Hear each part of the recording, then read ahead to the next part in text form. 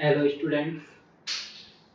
देखो, बहुत समय से एक इंतज़ार था कि अभी तक हमने कोई भी प्रकार का सोशल मीडिया पर ऐसी चीज़ें शेयर नहीं की जिनके जो बच्चों के रिज़ल्ट आए हैं उनको लेकर के जो बच्चे हमसे मिलने आए हों या उनका कोई पॉडकास्ट लिया हो। लेकिन देखो, आपको देखकर भी पता चल रहा होगा कि आज हम एक बच्चा है जिसका नाम है हितेश गुप्ता।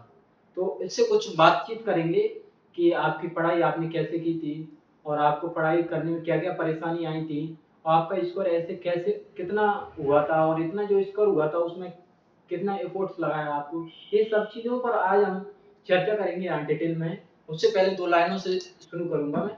मंजिल उन्हें मिलती है जिनके सपनों में जान होती है। मंजिल उन्हें मिलती है जिनके सपनों में जान होती है। फंकों से कुछ नहीं होता, हौसलों से उड़ान होती है। देखो, आज के बच्चों को अपने करियर के बारे में बिल्कुल भी चिंता नहीं है कि कैसे आगे बढ़ा जाए। वो सिर्फ़ एक लाइन में चल रहे हैं जिसको आप बोल सकते हो शुद्ध देसी वर्डों में कि भेड़ चाल। ये एक तरीके से इस चाल में चल रहे हैं जैसे कि कोई बच्चा गया है, मान के चलो आपने देखा है कि किसी ने आर्ट्स ली है, तो मतलब बच्चे क्या चले गए आर्ट्स की तरफ चले गए, किसी ने बायो ली है तो बायो की तरफ चले गए। मतलब जिनको अपना फ्यूचर देख नहीं रहा उसमें, वो उस तरफ भी चले जाते हैं। तो थोड़ा बहुत अपने अंदर कुछ अलग से इम्प्रूवमेंट करना चाहिए और अपन को अपने हिसाब से चीज़ों को क्लियर करना चाहिए कि कैसे आगे बढ़े। तो सब चीज़ों को चर्चा करेंगे। पहले देखो, आपका इंट्रोडक्शन कराएँगे। सबसे पहले नाम मैंने बता भी दिया है, फिर से पूछेंगे। आपका नाम क्या है बेटा? हितेश गुप्ता। हितेश गुप्ता। कौन-सी क्लास के एग्ज़ाम दिए थे? क्लास 10th के। 10th क्लास 10th के एग्ज़ाम दिए थे। आपका जो स्कोर है, कितना है? इंग्लिश का बताओ, इंग्लिश का स्कोर कितना है? 90। 90। मतलब इसके जो इंग्लिश का मार्क्स है वो 90 मार्क्स हैं और जो आपका ऑल ओवर परसेंटेज है वो कितनी है? 90%। 90% देखो, जब मिलना होता है तो कैसे मिले दोनों। मतलब इंग्लिश में भी इसका स्कोर 90 है और परसेंटेज भी 90 है। मतलब दोनों चीज़ें मेल खा गई कि भाई परसेंट को भी बनाएँगे और हम ये इतने नंबर भी लाएँगे। तो देखो, आप सबसे पहले आपने जो पढ़ाई की थी उसके लिए आपने जैसे कि लाइब्रेरी वगैरह जो कोई सोर्स रहते हैं, ये सब यूज़ किए थे क्या आपने? सर, लाइब्रेरी आप कब से स्टार्ट की थी आपने? जैसे 10th के एग्ज़ाम थे, तो उससे पहले कितने महीने आप लाइब्रेरी गए? स्कूल खुलने के 1 मंथ बाद ही करते थे। जैसे देखो, बच्चों के अंदर क्या रहता है कि सबसे ज़्यादा ये रहता है, बहुत बड़ा कॉम्पिटिशन रहता है कि बच्चे क्या करते हैं, लाइब्रेरी जॉइन करते हैं। जैसे कोई एग्ज़ाम आना है, कॉम्पिटिशन में देख लो या इसमें देख लो, 2 महीने पहले लाइब्रेरी जॉइन कर ली। तो देखो भाई, ऐसे कुछ नहीं होने वाला। तो लाइब्रेरी देखो, इसमें कहा है कि 1 महीने जैसे स्कूल खुले, जुलाई में ओपन हुआ, अगस्त या सितंबर में लाइब्रेरी जॉइन कर ली। तो देखो, एक मेंटेन चीज़ों को मेंटेन करने के लिए और कंटिन्यूटी बनाने के लिए ज़रूरी है लाइब्रेरी, क्योंकि लाइब्रेरी में आपको वो चीज़ें प्रोवाइडेड हैं जहाँ पर आप चाहते हो। जैसा मतलब अपने अकॉर्डिंग नहीं डालोगे आप, लाइब्रेरी के अकॉर्डिंग डालोगे, जहाँ पर आपको देखो किसी प्रकार का मोबाइल नहीं चलाने दिया जाता होगा और वहाँ पर आपको बिल्कुल साइलेंट मोड में मोबाइल रखना होता है और आप किसी दूसरे को डिस्टर्ब नहीं कर सकते।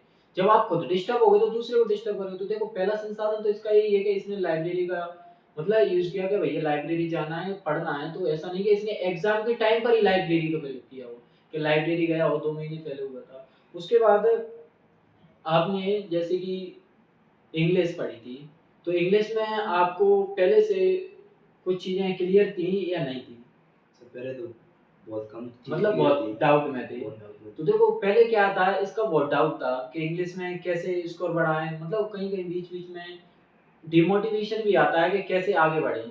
तो इसने इंग्लिश के लिए देखो, मैं ये जानता हूँ कि आप कुछ करो या मत करो, यदि इंग्लिश पे थोड़ी कमांड बना लेते हो तो चीज़ें आज सरल हो जाती हैं, चाहे आप हिंदी मीडियम से हो या इंग्लिश मीडियम से हो। उसके बाद आपने अदर सब्जेक्ट को कितना टाइम दिया? जैसे इंग्लिश को तो दिया हो, इंग्लिश को कितना टाइम देते आप?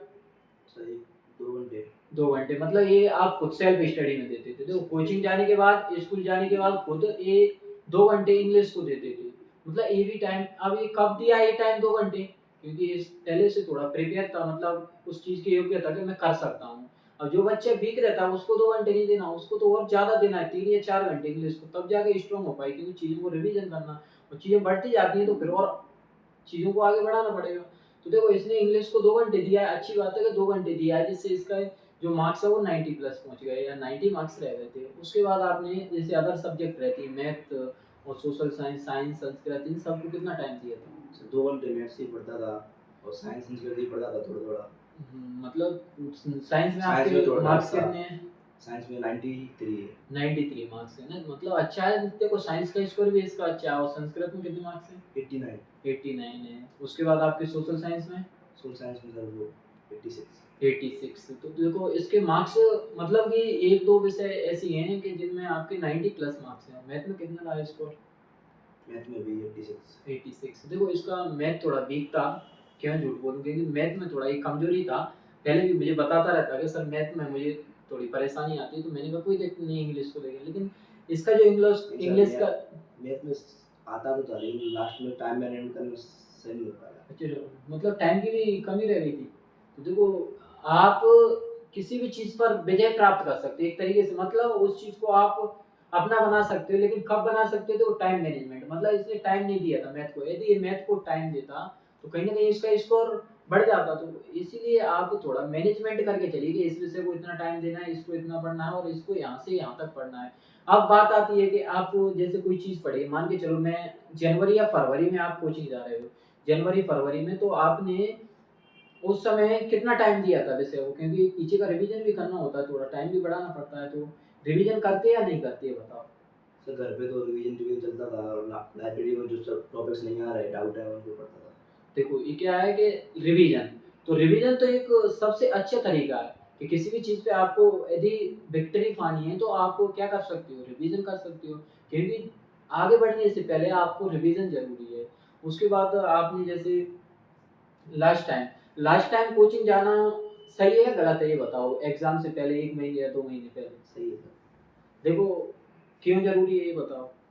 ताकि मतलब ये बताओ, जो भी क्लियरिटी, मतलब कुछ चीज़ें क्लियर हो जाती हैं, मतलब एग्ज़ाम का ही पता चलता है कैसे पेपर जो डाउट पढ़ना है है। हम वो क्लियर कर सकते हैं अपन। और एग्ज़ाम में कैसे अपन को पेपर को सॉल्व करना है, अदर चीज़ें सब कुछ। बताते हैं सर, टीचर ये गाइडेंस। भी बोलते हैं कि भैया लास्ट टाइम बताएँगे इम्पोर्टेंट फैक्ट या इम्पोर्टेंट क्वेश्चन आंसर।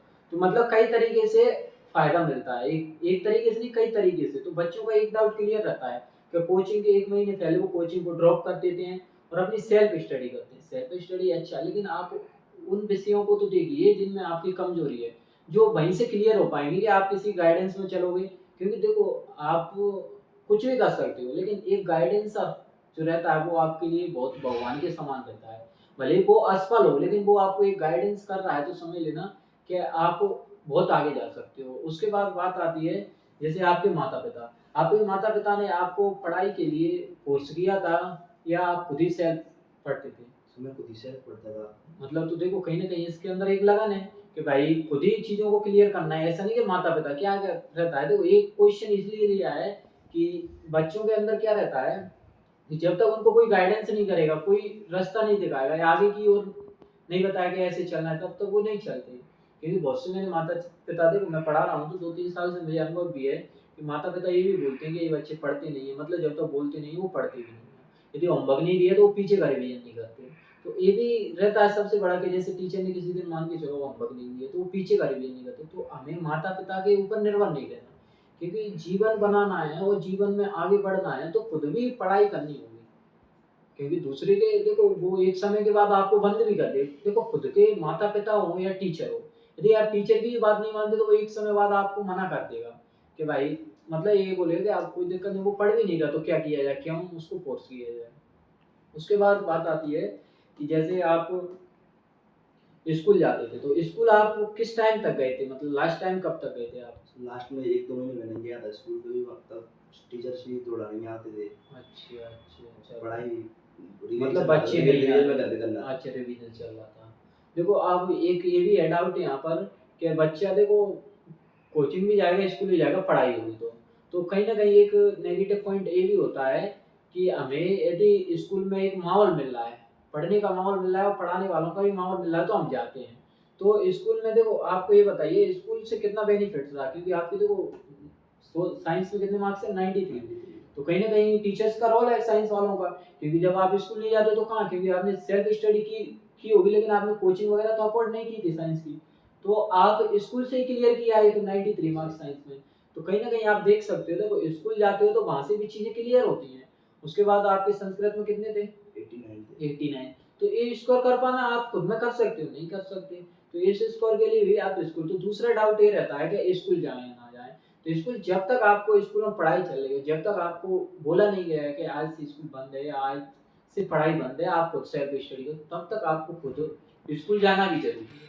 क्योंकि स्कूल नहीं जाते तो वहाँ पर भी हमारा लॉस हो जाता है, क्योंकि अदर सब्जेक्ट हैं, क्योंकि एक अकेली इंग्लिश आपके स्क्वायर को कहाँ तक ले जाएगी?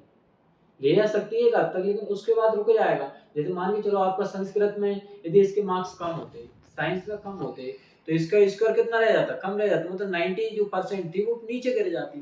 तो कहीं न कहीं ये स्कूल का ही रोल है। आपके जो प्रैक्टिकल वगैरह हैं उनमें कितने मार्क्स कटे हैं? सर इंग्लिश में कटे हैं सिर्फ 1 मार्क्स और सब में पूरा है। चलो देखो, बदकिस्मती है ये, तो क्या कहा जाए कि इंग्लिश में इसका 1 मार्क्स कटा है, जो भी प्रैक्टिकल में, यदि वो भी मार्क्स बढ़ता तो उसमें भी इंक्रीज़मेंट होता था। तो स्कूल वालों को जो बच्चे हैं उन पे ध्यान देना चाहिए, जो अच्छा पढ़ रहे हैं उनके लिए मार्क्स मतलब प्रोवाइड कराने चाहिए अच्छी प्रैक्टिकल में, क्योंकि वो बेचारा पढ़ रहा है, यदि 1-2 नंबर से मान के चलो, अभी कोई बच्चा है जिसके 99 मार्क्स आ रहे हैं और उसके 100 होने, 1 नंबर प्रैक्टिकल में कट गया तो कहीं न कहीं लॉस हो गया। तो ये भी तो एक नेगेटिव पॉइंट है, यहाँ भी बच्चे को डिमोटिवेट हो जाता है कि मैंने तो पूरी मेहनत की लेकिन मेरा ये मार्क्स कट गया। उसके बाद बात आती है, अब बात करते हैं हम डायरेक्टली कि आपका जो आप पेपर दे के आए थे, उसके बाद आपने जो पेपर था उसको क्या किया था? आकलन किया था उसका। तो उसमें आपको कितने के चांसेस थे कि कितने नंबर आ सकते हैं इंग्लिश के? इंग्लिश में सर 98 नंबर के 98। चांसेस कितने का गलत करके आए थे आप? थे। 2 नंबर का सर। 2 नंबर के ऑब्जेक्टिव टाइप ओटी जिनको बोला जाता है, सिर्फ उतना ही गलत करके आए, लेकिन उसके बावजूद भी देखो किस्मत बोला जा सकता है यहाँ पर। तो पता नहीं देखो क्या हुआ था, लेकिन इसके जो ऑल ओवर जो मार्क्स थे 98 से यदि आप 1-2 काट के भी चलते हो तो 96 97 मार्क्स थे। मतलब मुझे अभी भी इसकी कॉपी भी आपको मैं चेक कराऊँगा ना, मैं सेल्फ चेक करता था मतलब टेस्ट वगैरह की, उनमें भी इसके मार्क्स 1-1 मार्क्स ही कटता था। कभी माइनर मिस्टेक, क्योंकि इस पे देखो क्या था कि जो लिखने का तरीका था इसका, अंडरस्टैंडिंग इसकी इतनी अच्छी थी, राइटिंग स्किल, कि आप देख के भी कहते कि हाँ, इसके नंबर पूरे आ सकते हैं। लेकिन पता नहीं इस बात का देखो इसको भी दुःख है। मतलब आप ये बताओ कि आपके नंबर कट सकते थे या नहीं कट सकते थे, ये बताओ? 2 नंबर तो कटने थे और अगर मिस्टेक्स पे भी 3-4 नंबर कट जाते तो 95 तो आने थे। 95 देखो इसका भी एक जो स्कोर है वो बोल रहा है 95 आने थे। तो देखो इसके जो मार्क्स हैं वो पता नहीं, जहाँ किस्मत साथ नहीं देती तब तो हमें बेटा छोड़ना ही पड़ता है सब। क्योंकि ये किस्मत भी जो लक है वो हमारा 1% 2% चांसेस रहते हैं वहाँ पर फिर के, हाँ, हम किस्मत ने साथ दिया है तो आगे जा सकते हैं। तो इसको देखो इस बात का भी बहुत मुझे भी दुःख है कि आपके जो मार्क्स थे वो कितने होने थे, 95 और 96 होने थे। देखो अब इसके लिए मैंने इससे चर्चा भी की और इसने भी चर्चा की थी कि जो कॉपी दोबारा से रीचेक होती है, तो रीचेक में आपको लग रहा था आपके बढ़ सकते थे।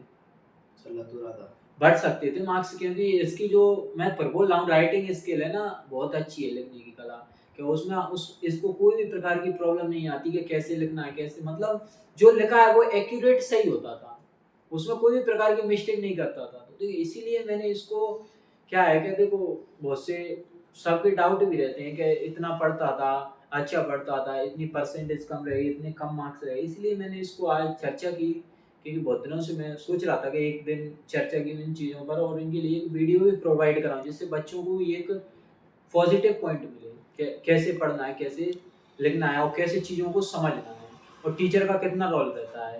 ये बताओ, जैसे मानो आपने संस्कृत संस्कृत को आपने देखो स्टडी किया होगा, लेकिन संस्कृत को आप ऑल ओवर कितना टाइम देते थे? सर 1 घंटा भी देता था। 1 घंटा, मतलब संस्कृत के लिए भी टाइम था। तो ऑल ओवर आप कितनी घंटे पढ़ाई करते थे ये बताओ? लाइब्रेरी कितने घंटे के लिए जॉइन की थी आपने? 3 घंटे के लिए। 3 घंटे। और घर पे कितनी सेल्फ स्टडी चलती थी आपकी? 3-4 घंटे। मतलब टोटल ऑल ओवर आप कितना घंटे? 7-8 घंटे, मतलब 8 कौन घंटे। पड़ जाता है 8-9 घंटे। अच्छा 8-9 घंटे। समझ रहे हो, देखो 8-9 घंटे पढ़ने के बावजूद 90 परसेंटेज है, तो समझ रहे हो कि आपको भी एक तरीके से ये नहीं सोचना नेगेटिव कि हम 2 घंटे में पढ़ के निकाल देंगे। तो उसके लिए भी आपको देखो मेहनत करनी है, और बच्चों को जो डाउट रहता है कि हम इतने में ही कर सकते हैं, तो वो नहीं कर सकते। इसलिए आपको कोशिश करनी है कि और अच्छे से चीज़ों को समझने की, और आपको जहाँ डाउट लग रहा है वहाँ भी पूछने की। तो ये बताओ आपका जो इंग्लिश है आपकी समझ में आती है या नहीं आती? सर आती है सर। आती है। और जो इंग्लिश का जो मेरा लेवल है वो किस लेवल की इंग्लिश पढ़ाता हूँ मैं, ये सर बताओ? एकदम कॉम्पिटिटिव लेवल की। कॉम्पिटिटिव लेवल की। जैसे कोई चीज़ है नाउन, नाउन मैंने पढ़ाया है तो उसमें अपन कितने दिनों में कंप्लीट हुआ था अपना? लगभग 1 महीना लगा था। कितना लगा था? 1 महीना। देखो अब यहाँ आप ये चीज़ों को देख सकते हो कि जो नाउन है ना उसको पढ़ने में 1 महीना, टेक और टाइम, मतलब थोड़ा रोक देना।